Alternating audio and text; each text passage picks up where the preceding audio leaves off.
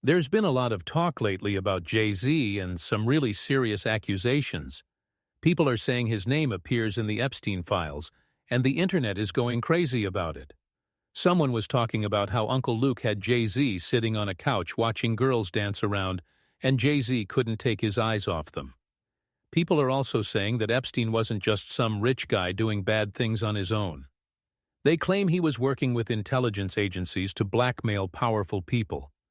Now people are wondering, if someone had to choose between getting 50 billion or not getting a disease, what would they pick? The news is pretty shocking. The latest batch of Epstein files just came out, and Jay-Z's name is one of the big ones mentioned. There have been rumors for a long time about Jay-Z and how he treated young girls.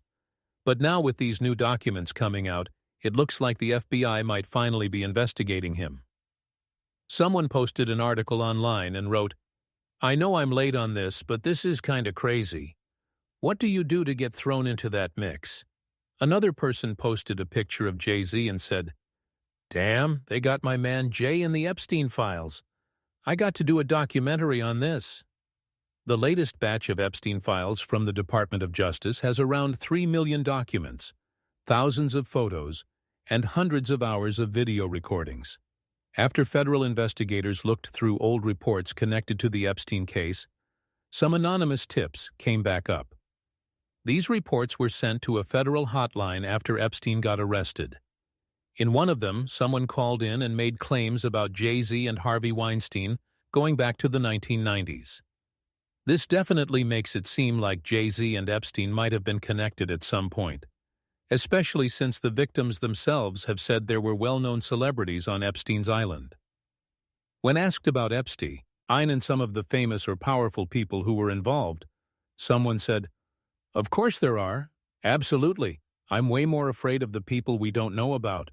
Yeah, the people you don't know about, the people who know they may be on any kind of list, people who are purposely trying to keep that list away or not be on that list. That's who scares me. These powerful celebrities often silenced their victims with blackmail or money so their crimes could stay hidden. But with the latest batch of Epstein files, people like Jay-Z can't hide from the public anymore. Someone said, "I had 3 victims that I've been working with. Victims of the Carters that were ready to come forward. This might help them feel a little more confident now." Jaguar Wright has been talking about this more than anyone.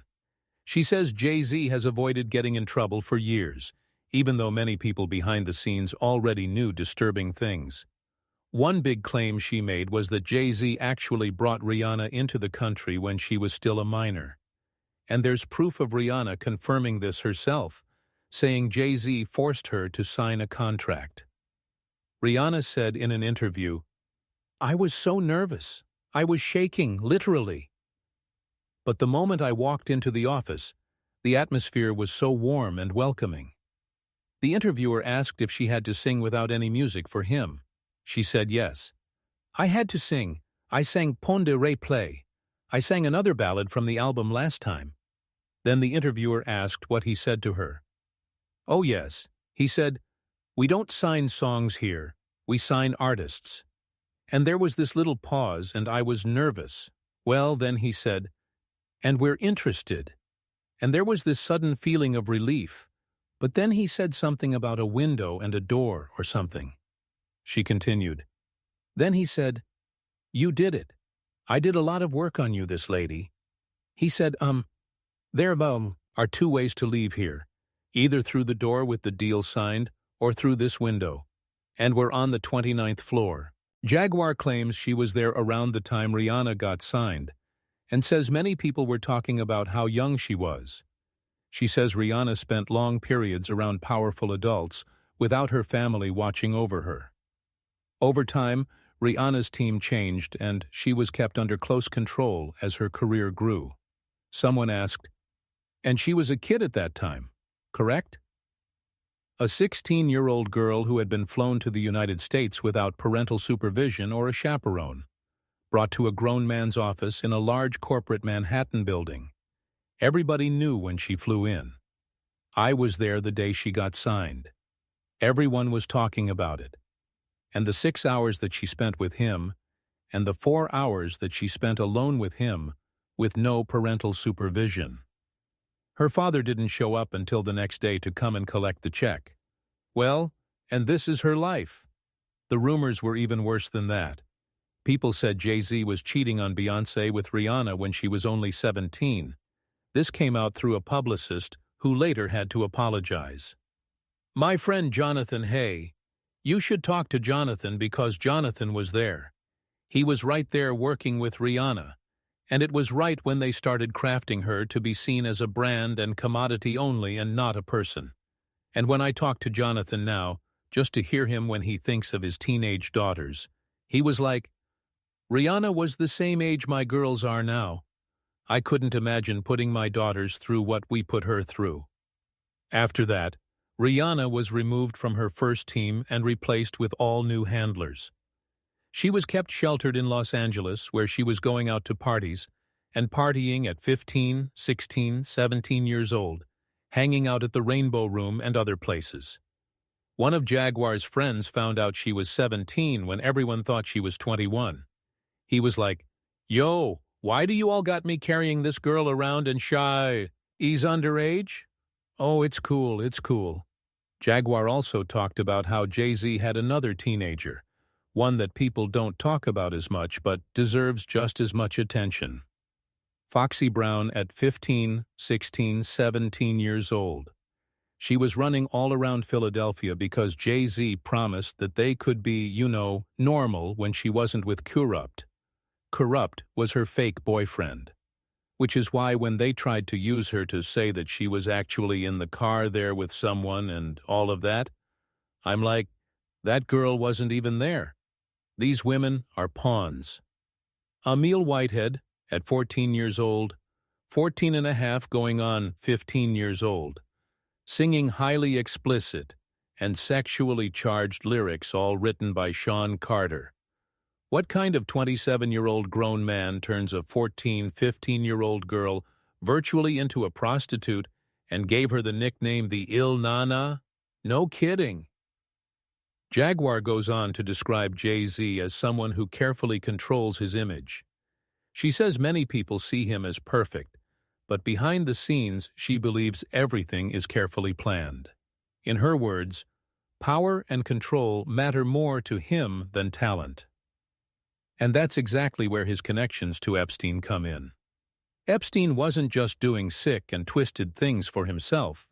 He also used them to get blackmail material on big celebrities and politicians.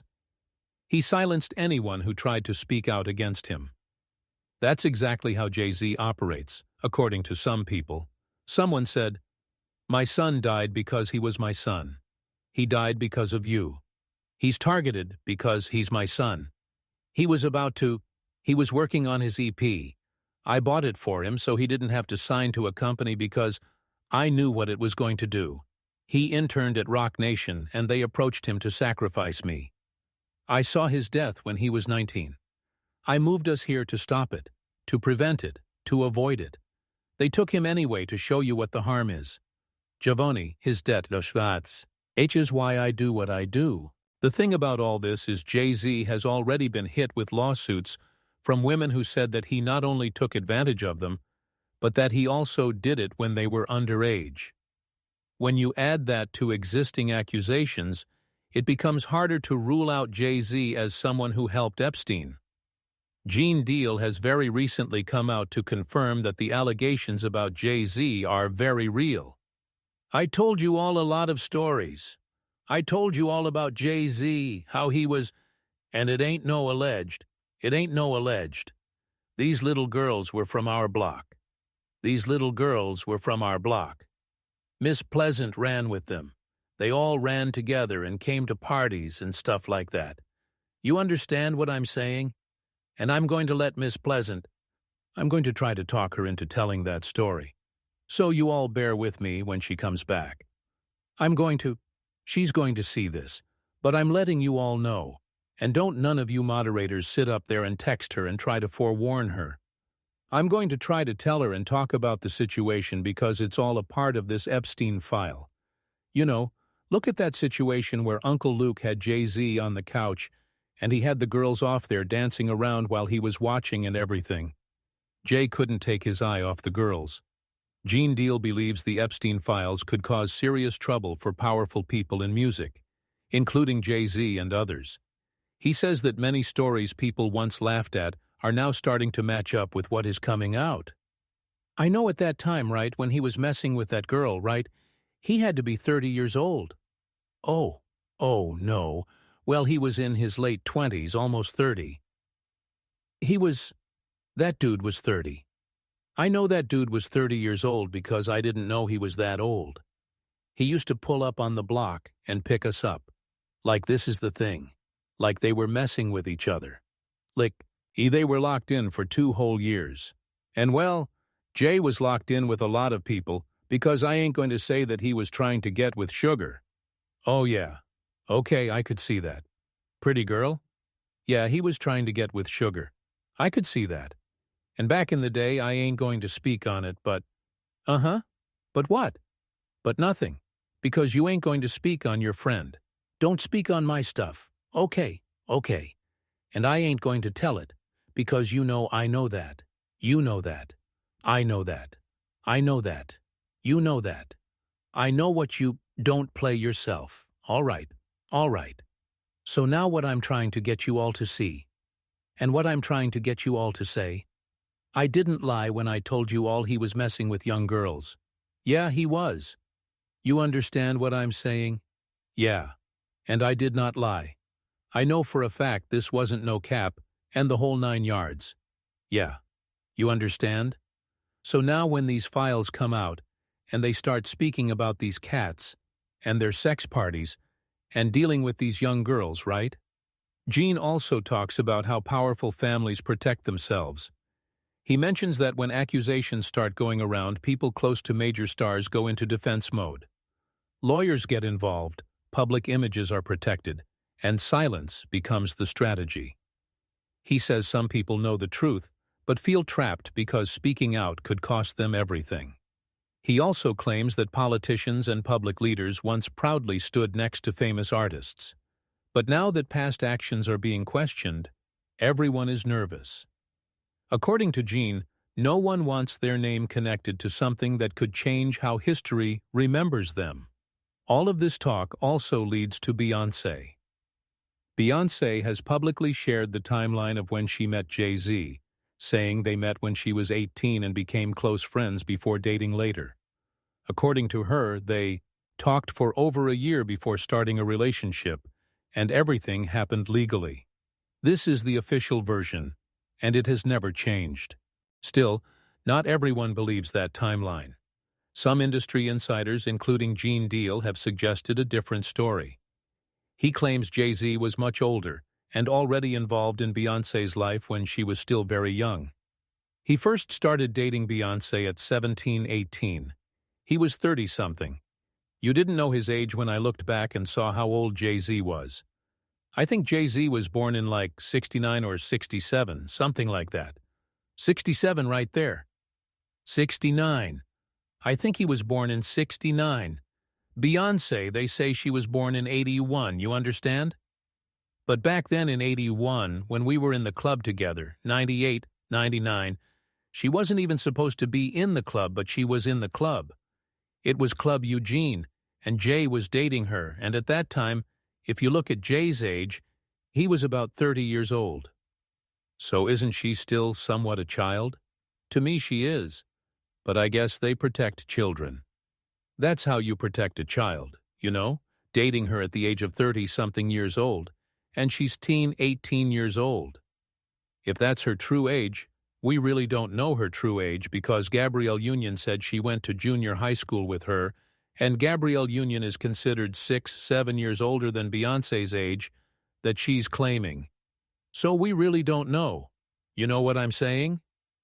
But to get back to your letter, I believe that the lawyer was doing what he did, and he threw shade at Diddy in the beginning of that by saying that, all celebrities, you ain't think all celebrities are alike.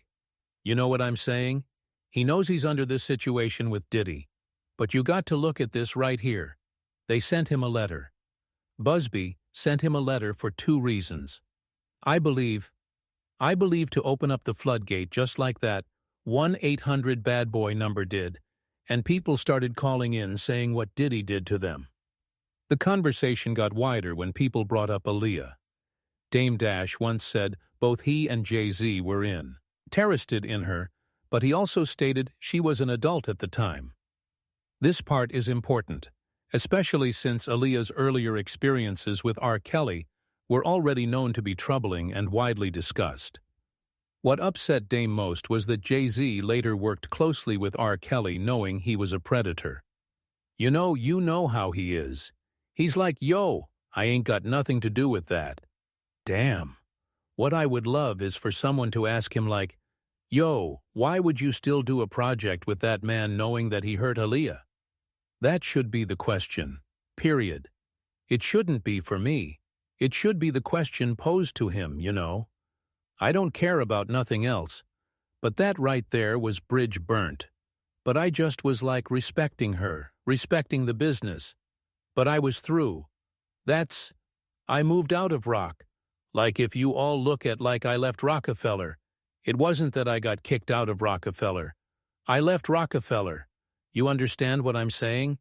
The option was there for me to stay. I did not want no parts of it. I was done. I left Rockefeller. Think about it, bro. I said, forget all the money, all this stuff. I'm out. Now think about it. Now a lot of men would not have made that choice. But any real man would have to make that choice. I was left no choice. He gave me an offer I could not refuse. Like, we're done. You know what I'm saying? You're going to work with this man. You knew he hurt my girl. You were in love with her. How could you do that? It's obviously you want me to feel some way. Like it wasn't enough money for us to do that. So I was done. I thought I was cool about it. I ain't even going to say nothing. I'm just going to be out, and then I thought I was cool about it. I really did. So this is after Jay tried to talk to Aaliyah, but she chose you over him? You know that I know the timeline, bro. He did the project when she died, which was even more disrespectful to me, and I'm not getting over that. Now, it's not just Jay-Z. According to the newly released Epstein files, several other powerful names are being talked about too. These files include millions of pages, and one name that stood out to many people was Bill Gates. Inside the documents, there are draft emails that Jeffrey Epstein was apparently writing to himself back in 2013. One of those drafts mentions Bill Gates and talks about their past connection. In the message, Epstein seems upset and claims Gates wanted old messages erased. Why someone would want messages deleted is something people are now questioning. Someone said that Bill Gates wanted to get antibiotics from Epstein to give to Melinda because he got syphilis, or he got something, the clap, chlamydia, whatever he got. He got some sort of a sexually transmitted disease from a prostitute. Do you think if she could have the choice between getting what did she get?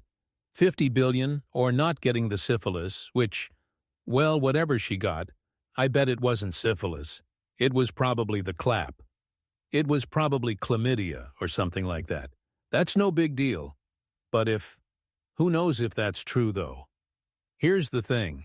Like Epstein clearly was some sort of a blackmailer, and this is an email that Epstein wrote, so it could be complete fiction. Epstein could have wrote that just to put pressure on Bill Gates for some business deal. Like, who knows? He could have spread rumors and then said that he'll squash those rumors. These guys are dealing in deception and blackmail, and so you can't assume that it's true.